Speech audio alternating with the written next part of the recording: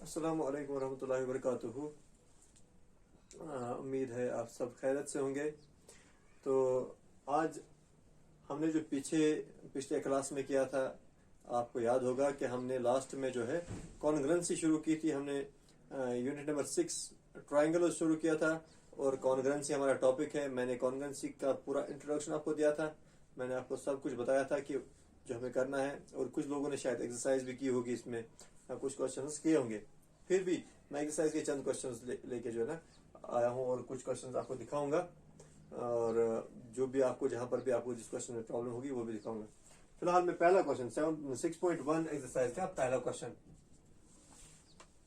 आपको ये दिखाना है कि कैसे इन क्वेश्चन को किया जाता है। बहुत आसान है, टॉपिक बहुत आसान है कॉन्ग्रुएंसी। आपको सिर्फ क्या करना है, आपको क्वेश्चंस को पढ़ना है, समझना है, जो दिया है वो लिखना है और जो निकालना है वो लिखना है। फिर आपको अपने आप समझ में आ जाएगा करना क्या है। तो जैसे इस क्वेश्चन में है, हमारे पास एक क्वाड्रिलेटरल है। इसने कहा है quadrilateral ACBD, okay, where AC is equal to AD given है, and AB bisects angle A। Angle A ये रहा, इसको AB बाइसेक्ट कर रहा है, यानी कि बराबर दो हिस्सों में डिवाइड कर रहा है। ओके, तो ये हमारे पास गिवन है। प्रूव क्या करना है हमें? प्रूव हमें ये करना है कि ट्रायंगल ABC, ये triangle is congruent to triangle ABD। ये दोनों ट्रायंगल जो बन रही हैं ये आपस में कॉन्ग्रुएंट है। तो ये हमें प्रूव करना है, और साथ में ये भी बताना है what can you say about sides BC and BD। BC और BD के बारे में हम क्या कहेंगे वो तो बाद में पता चल जाएगा जब ये ट्रायंगल्स कॉन्ग्रुएंट प्रूव होंगी। तो कॉन्ग्रुएंसी में क्या है, जैसे मैंने आपको बताया, चार वही उसूल है, चार रूल है इसमें, एक्शंस या क्राइटेरिया क्या क्या, SSS, SAS, ASA and RHS। तो आपको ये देखना है कि चार में से कौन सा यहाँ पर यूज होगा। तो वो आपको इससे पता चल जाएगा कि आपके पास है क्या। एक तो साइड है, ठीक है ना, एक एंगल है। अब तीसरा आपको मैंने आपको बताया था कि एक आपको हिडन होगा, वो आपको ढूंढना होगा। तीसरी चीज क्या है जिससे ये प्रूव हो सकता है। तो यहाँ पर आप इतना देखो, अगर आप पहली बार कर रहे हो तो आपको इतना थोड़ा समझना होगा कि अगर जैसे ये है, ये साइड है, फिर एंगल है। अब क्या हो सकता है तीसरा, या तो एक साइड हो या तो एंगल हो। तभी या तो ASA होगा या तो SAS होगा, ना तो SSS होगा ना तो RHS हो सकता है यहाँ पर। तो यहाँ तो एंगल होगा। एंगल तो आप देख रहे हो कोई एंगल तो दिया नहीं है, और तो एंगल तो हो ही नहीं सकता। अब साइड, साइड का तो ये तो नहीं है, इसके बारे में तो हमें बताना है। लेकिन एक साइड जो बच रहा है बीच में, दैट इज AB। तो ये आप देख रहे हो कि ये दोनों में कॉमन है, ये इस ट्रायंगल का भी साइड है और इस ट्रायंगल का भी साइड है। तो ये है वो हिडन चीज जो आपको निकालनी थी। तो एक साइड है, फिर एंगल है, फिर साइड है। दैट मीन यहाँ पर SAS यूज होगा और ये SAS से कॉन्ग्रुएंट प्रूव होंगी। अब लिखना कैसे है और इसको बताना कैसे है, ये आपको सीखना है। तो आपको क्या करना होगा, डायरेक्टली आप ऐसे लिखोगे, in triangles ABC and ABD। इन दो ट्रायंगल में सबसे पहले जो गिवन आपके पास है AC is equal to AD, ये, लेकिन आप रीजंस साथ में दोगे। जो जो हम लिखने जाएंगे यहाँ पर आप रीजन साथ में दोगे कि ये क्यों है। AC is equal to AD because it is given. उसके बाद एंगल है, एंगल क्या नाम है इसका, BAC is equal to angle BAD। ये एंगल इसके बराबर है। क्यों है? क्योंकि आपको दिया गया है because AB bisects angle A, क्योंकि ये गिवन है, AB bisects angle A। Okay, तीसरी चीज जो आपने अभी देखी कि इसमें यहां पर AB कॉमन है। आप ऐसे लिखोगे, AB is equal to AB common. अब तीनों चीज आ गई, साइड भी आ गया, एंगल भी आ गया, साइड भी आ गया। सो SAS हो गया। आप ऐसे लिखोगे, this implies by SAS congruency rule लिखो, क्राइटेरिया लिखो या एक्शन लिखो।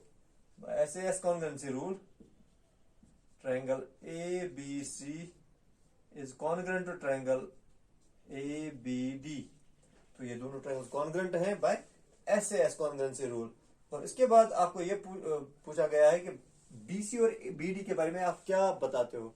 तो क्योंकि आपने देखा कि दोनों ट्रायंगल्स कॉन्ग्रुएंट है, और जो रिमेनिंग पार्ट्स होते हैं उनको क्या हम क्या कहते हैं, CPCT, corresponding parts of congruent triangles. आप लिखोगे therefore BC is equal to BD, क्योंकि CPCT these are corresponding parts of congruent triangles. ये है क्वेश्चन, और इस तरीके से इन क्वेश्चन को किया जाता है। तो आपको सिर्फ फॉलो करना, यही देखो तरीका सही होना चाहिए, आपको आता भी होगा, लेकिन अगर आप तरीका सही नहीं करोगे इस्तेमाल तो मार्क्स आपको पूरे नहीं मिलेंगे। तो आपको ये देखना है कि आपको कैसे करना है। रीजन जरूरी है, जैसे मैंने पहले बताया आपको, रीजन बहुत जरूरी होता है इसमें। और फिर आप इसको एंड कैसे करते हो क्वेश्चन को, ये भी आपको देखना है। तो उसी हिसाब से आप लिखोगे। और साथ में एक और चीज जो मैं आपको ऐड करना चाहूंगा यहाँ पर, कि जैसे मैंने यहाँ पर लिखा साइड एंगल साइड, तो जो रूल यूज हो रहा है मैंने उसी हिसाब से, उसी सीक्वेंस से मैंने ये भी लिखा है। हालांकि कभी कभी अगर आप चाहो तो कभी आप लिख सकते हो, इसकी सीक्वेंस चेंज कर सकते हो, लेकिन परफेक्शन अगर आपको चाहिए, अगर आपको परफेक्ट चाहिए तो आप वही करोगे, आप सीक्वेंस वही रखोगे जो रूल होगा। फॉर एग्जाम्पल अगर ये ए होगा एंगल साइड, फिर आप एंगल लिखोगे, फिर साइड, फिर एंगल, ठीक है ना। तो इस हिसाब से जब आप लिखोगे तो परफेक्शन आ जाएगी आप में, और तभी क्वेश्चन के पूरे मार्क्स मिलते हैं। तो ये तो हो गया पहला क्वेश्चन। लेट्स सी अगला क्वेश्चन जो है इसका, क्वेश्चन नंबर 2। क्वेश्चन नंबर 2 में भी एक फिगर दी गई है जो कि जिसमें मिक्सड ट्राइंगल्स हैं ए बी सी डी। इसमें भी एक फिगर है जो इस तरीके से दी गई है, like this, A B C D, और ए सी को ज्वाइन किया गया है, बी डी को ज्वाइन किया गया है। अब जो गिवन है पहले हम वो लिखेंगे, क्योंकि गिवन से ही आपको फिर पता चलता है कि आपको क्या करना है आगे। जब आपके पास जो गिवन है वो सब आप पहले लिखोगे, फिर क्या प्रूव करना है वो लिखोगे, फिर आपको अपने आप रास्ता मिल जाएगा। तो आपके पास गिवन ये है कि A D is equal to B C, A D is equal to B C, A D is equal to B C. उसके बाद आपके पास ये भी है, angle D A B is equal to angle C B A, angle D A B is equal to angle C B A, D A B ये angle, C B A ये angle, तो ये दोनों एंगल्स इक्वल हैं। उसके बाद आपको ये बताया गया है कि you have to prove that, इसके 3 पार्ट हैं। तो आपको प्रूव क्या करना है, पहला पार्ट है इसमें, you have to prove triangle A B D is congruent triangle B A C, triangle A B D is congruent to triangle B A C. और दूसरा पार्ट है B D is equal to A C, B D is equal to A C. और तीसरा part इसमें दिया गया है angle A B D is equal to angle B A C, angle A B D is equal to angle B A C. तो ये है आपका क्वेश्चन। तो पहले आप पहले पार्ट पे फोकस करोगे, कॉन्ग्रुएंसी दिखानी है ए बी डी और B A C. A B D ये ट्रायंगल, ये बड़ी ट्रायंगल आपको दिखाई दे रही है, ठीक है। चाहो तो देखो इसमें आपको ये भी है, अगर आप पूरा समझना चाहते हो क्वेश्चन को, आप इन ट्रायंगल्स को अलग से बनाओ, रफली अलग से बनाओ। ये कौन सी ट्रायंगल, जैसे ये है ये ट्रायंगल ऐसे बी ए डी, फिर दूसरी ट्रायंगल ऐसे बन रही है ए बी सी। तो इन ट्रायंगल्स को अच्छी तरह देखो, फिर देखो आपके पास जो गिवन है उसमें से क्या है प्रूफ।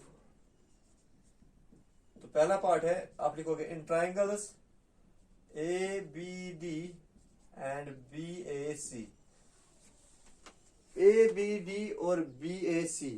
देखिए इसमें जो A D is equal to B C given है, एंगल डी ए बी यानी कि ये angle is equal to C B A ये भी गिवन है। तो एक साइड और एक एंगल तो गिवन है। अब आप वही बात फिर यहां आ रही है कि या तो एक एंगल होगा या तो एक साइड होगा। एंगल तो कोई और नहीं दिया गया है। फिर साइड का आप देखोगे, फिर से यहाँ पर एक साइड जो है कॉमन दिख रहा है, ए भी यहाँ पर भी है, ए भी यहाँ पर भी है, सो कॉमन है। फिर ये बन जाता है S A S, side angle side. तो यहाँ पर भी एस ए एस से ये प्रूव हो जाता है। तो आप लिखोगे सबसे पहले साइड जो गिवन है, A D is equal to B C given.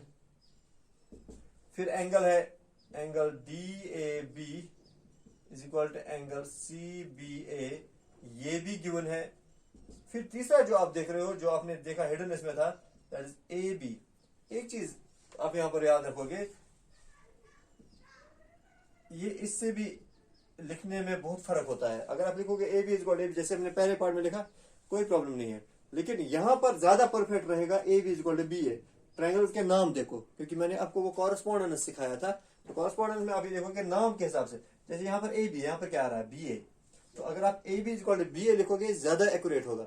हालांकि आप A B equal to A B भी लिख सकते हो कॉमन, लेकिन ज्यादा एक्यूरेट रहेगा A B equal to B A नाम के हिसाब से, जैसे इसमें नाम दिया A B D and B A C. तो ये तो हो गए तीनों चीज S A S. So this applies by S A S congruency rule triangle ABD is congruent to triangle BAC। और अब ये congruent प्रूव हो गई है, तो दूसरा पार्ट आप देखोगे, आप दूसरा पार्ट है BD is equal to AC। क्या BD AC के बराबर है? जरा चेक कीजिए। BD is equal to AC। BD देखिए कौन सा है, ये रहा BD और ये रहा AC। ये दोनों अब बराबर होंगे क्योंकि ट्राइंगल्स कॉन्ग्रुएंट है बिकॉज ऑफ CP/CT।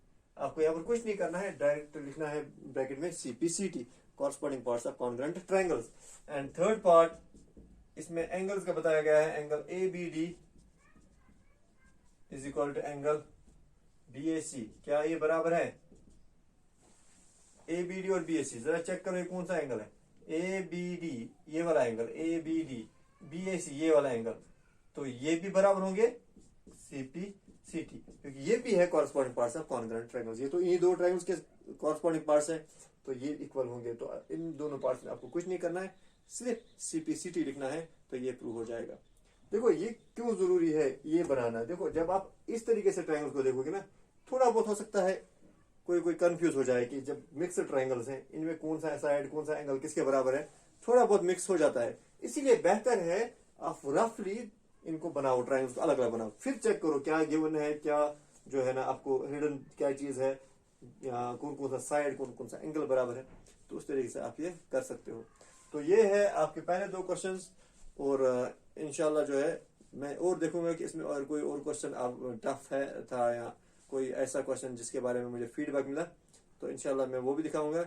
अदरवाइज आप इसके क्वेश्चंस कर सकते हो मैक्सिमम, और सिर्फ इस एक्सरसाइज के नहीं, आप अगली जो 2-3 एक्सरसाइज और हैं उनके भी क्वेश्चंस कर सकते हो, क्योंकि आपने रूल्स पढ़े हैं, इंट्रोडक्शन आपका हो गया है इसका, तो आप मैक्सिमम क्वेश्चंस आप खुद कर सकते हो इसमें।